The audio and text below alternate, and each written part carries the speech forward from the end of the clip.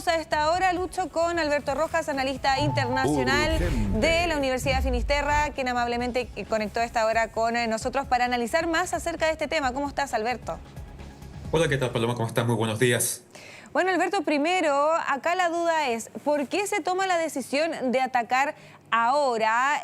Porque sabemos que en un principio, ¿cierto? Ellos mencionan que en Irán se están desarrollando bombas nucleares y que por eso atacan, que es un ataque preventivo, ¿no? Pero se da en un momento donde justamente Irán estaba en una mesa de conversación con Estados Unidos para llegar a un acuerdo precisamente nuclear.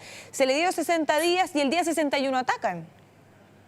Sí, la verdad es que el ataque de Israel se produce a partir de varias cosas que confluyen en un mismo momento.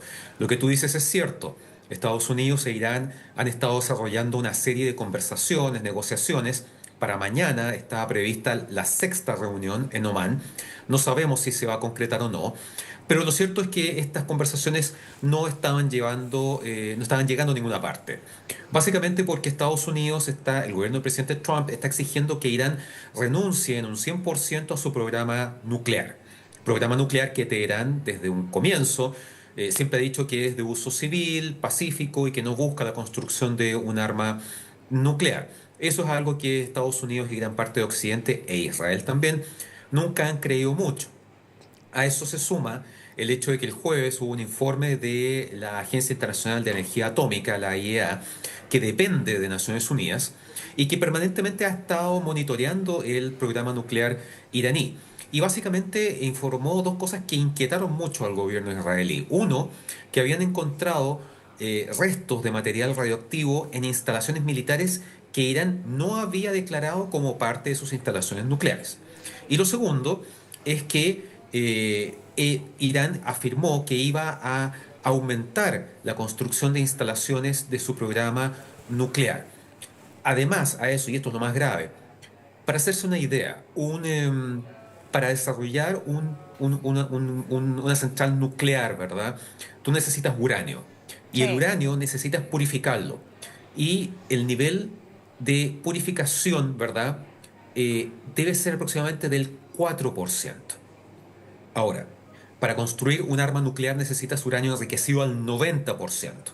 En este minuto, según los inspectores de Naciones Unidas, Irán tiene uranio enriquecido al 60%. O sea, está mucho más cerca del uranio que necesita para un arma nuclear que para un reactor de uso civil. ¿Y cuál es el punto? Que en este minuto, según estos informes, Irán tendría poco más de 400 kilos de uranio enriquecido al 60%. Si ese uranio se enriquece al 90%, te alcanza para construir entre 9 y 10 armas nucleares. Eso es lo que finalmente lleva a Israel a atacar, porque, tal como se ha dicho, el programa nuclear iraní tiene más de 20 años y durante mucho tiempo, tanto Israel como Irán han estado pensando cómo enfrentar un escenario de ataque. Israel en varias oportunidades planeó atacar las instalaciones nucleares iraníes, pero Estados Unidos, bajo diferentes gobiernos, se lo impidió.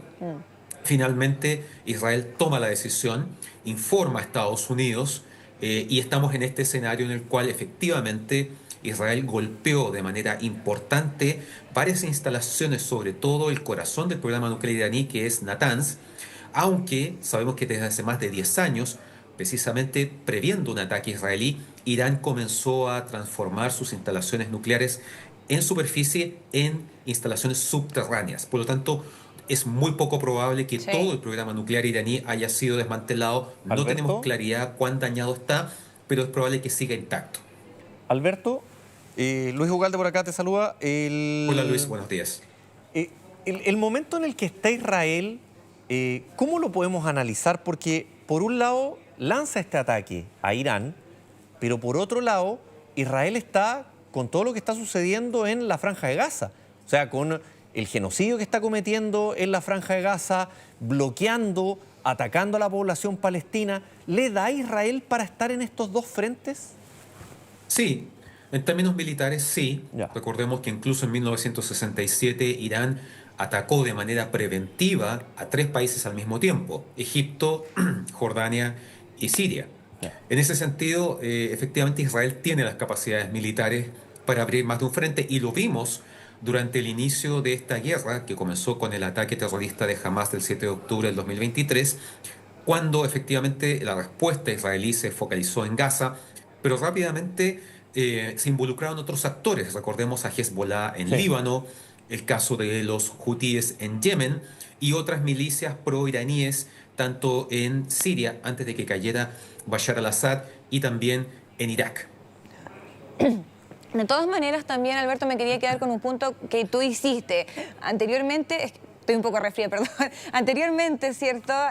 Sabíamos que otros gobiernos estadounidenses habían frenado estos posibles ataques de parte de Israel hasta Irán, y ahora ellos dicen haberle informado a Estados Unidos, pero que Estados Unidos no participó, aunque otros informes aseguran que gran parte del armamento que se utilizó es estadounidense y que también se les ayudó a detener gran parte de los misiles. Acá la diferencia, por ejemplo, con los ataques que se registran el año pasado, en abril y en octubre, es que ahí estaba al mando Joe Biden, que sabemos era alguien un poco más moderado, y ahora llega Donald Trump al poder. ¿Crees tú que este factor, Donald Trump, podría hacer un cambio en cómo se ha desarrollado el conflicto hasta ahora? Es posible, hay que considerar que durante el primer gobierno de Donald Trump, la relación entre él y el primer ministro Benjamin Netanyahu fue muy estrecha. De hecho, durante su primer gobierno, Estados Unidos mueve la embajada desde Tel Aviv a Jerusalén, lo cual es una declaración de principios muy contundente, muy clara. En este segundo gobierno de Donald Trump, lo que llevamos de este segundo gobierno, hemos visto una situación un poco ambigua. Recordemos que al comienzo, precisamente durante una visita de Netanyahu a Estados Unidos, en pleno Salón Oval, Trump habla de reconstruir Gaza, de convertirla en una especie de balneario, de tomar el control de Gaza, cosa que el gobierno israelí en ese momento apoya de manera bastante explícita, se le ve en la cara al primer ministro Netanyahu. Sin embargo, después Trump realiza su primer viaje oficial al extranjero, lo hace a Medio Oriente, viaja a Arabia Saudita, Emiratos Árabes Unidos, ¿verdad? Y en ese sentido no pasa por Israel, lo cual muchos interpretan como una muestra de malestar o diferencias importantes entre ambos. Y además hemos visto cómo Trump en varias oportunidades le había dicho que no quería que atacaran a Irán, precisamente porque se estaban desarrollando estas negociaciones, que no estaban prosperando, pero estaban en desarrollo. Y finalmente, producto de las informaciones de los últimos días, Israel toma esta decisión y Trump no participa. El gobierno de Estados Unidos aparentemente, supuestamente, no participa. Como dices tú, hay versiones de que sí habría participado con ciertas acciones muy puntuales. Pero lo cierto es que cuando vemos las declaraciones de Trump a través de su red social, Truth Social, él lo que dice es prácticamente que se le acaba el tiempo a Irán, que no tiene más espacio para seguir negociando, que tiene que aceptar las condiciones que Estados Unidos le está imponiendo, porque de lo contrario los ataques israelíes van a continuar. Eso es lo que se puede leer en sus posteos en redes sociales. Entonces, de algún modo, este ataque israelí, que no estaría comprometiendo a Estados Unidos, le sirve a Trump para presionar aún más al gobierno de Teherán. La pregunta es si el gobierno de los ayatolás, ¿verdad?, está disponible para eso o no. Una de las consecuencias de esto podría ser que finalmente, después de todas estas negociaciones fallidas, después de todos estos ataques múltiples, Irán tome la decisión de pisar el acelerador y construir armas nucleares, Claro. como una manera de volverse intocable. ¿Qué hemos aprendido a lo largo de varias décadas? Que los países que tienen armas nucleares se vuelven intocables. Nadie se mete con Norcorea, ¿verdad? Por ejemplo. Y eso es algo que ciertamente cambiaría el escenario geopolítico de Medio Oriente, no solamente porque volvería mucho más difícil y peligroso atacar a Irán, sino porque además podría iniciar una carrera armamentista nuclear en Medio Oriente. No hay que olvidar que el gran rival de Irán, además de Israel, es Arabia Saudita. Y Arabia Saudita ve en este tema en particular, el tema del programa nuclear iraní, Arabia Saudita e Israel están completamente alineados. Sí. Ninguno de los dos quiere que Irán tenga un arma nuclear. Pero Alberto, si Irán la consigue, es posible que Arabia Saudita inicie su propio programa, no con fines civiles, sino para construir también un arma nuclear. Claro, porque muchos dicen también que quizás esto de comenzar a purificar el uranio era más que nada una manera de mostrar los dientes, pero que no iba a llegar a más. Y ahora, después de estos ataques, seguramente podrían seguir desarrollando su programa nuclear. Por otra parte, sí, Benjamín Netanyahu dice que hay más todavía en camino. De la parte de Irán mencionan lo mismo, que no hay posibilidad de moderar los ataques. ¿Qué se puede esperar de esta nueva escalada? ¿Hasta dónde se puede llegar? ¿Crees tú que podría transformarse en un conflicto mundial, por ejemplo? Me parece que esto podría continuar en la medida que ya hemos visto, como tú bien decías, 4 oleadas de ataques con proyectiles por parte de Irán. Es posible que en algún momento Israel también responda con su fuerza aérea, con su propio sistema de misiles, y que esto escale. Me parece que a nivel mundial todavía no, pero sí puede comprometer a un Medio Oriente que ya está bastante eh, inestable, ¿verdad? Por la situación en Gaza, porque hubo un cambio de gobierno en Siria, etcétera. Entonces, en ese sentido, esto claramente va a agravar el escenario geopolítico en Medio Oriente. Alberto, ¿y a Sí. Israel cómo lo ves en el futuro después de este ataque? Ya por segunda vez el domo de hierro presenta estas falencias. Se mostraba que era como quizás una forma de defensa impenetrable. ¿Cómo ves que Israel va a ir avanzando con esto?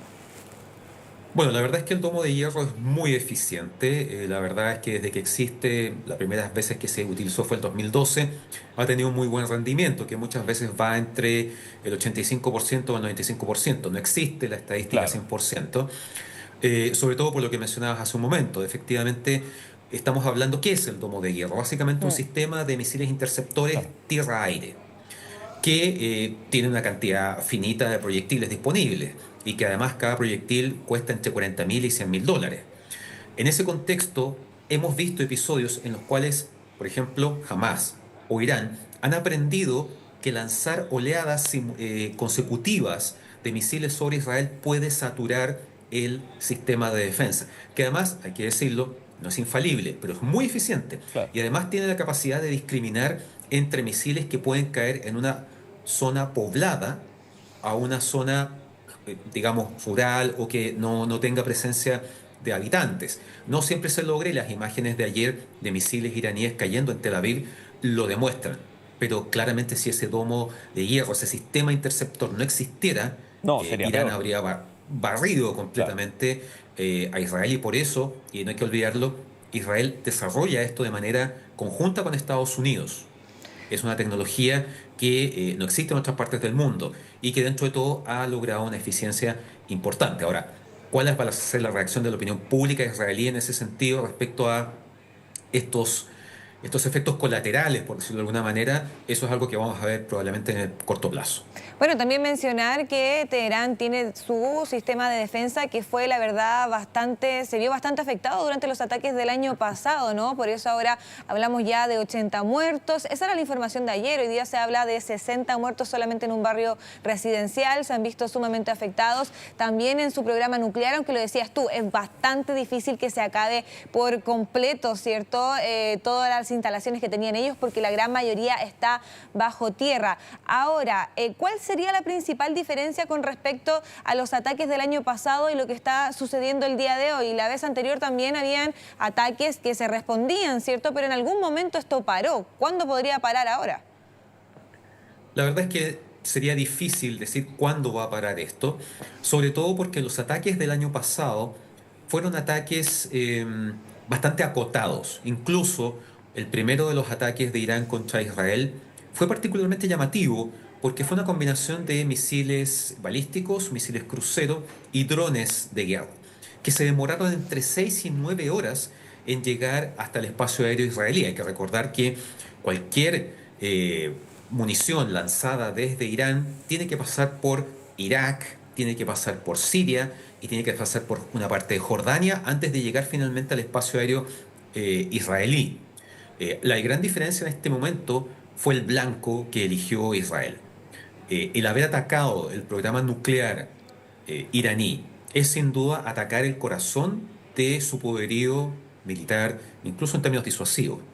Además, parte de ese ataque se concreta con la muerte de importantes comandantes de las Fuerzas Armadas y también de la Guardia Revolucionaria iraní, que recordemos que es esta fuerza militar paralela, y además la muerte de varios científicos iraníes que eran parte del programa nuclear de este país, cosa que no es nueva. Si uno revisa hacia el pasado, en los últimos años también hemos visto ataques muy focalizados dentro de Irán, por ejemplo, hombres en moto que balean a un científico en una calle de Teherán.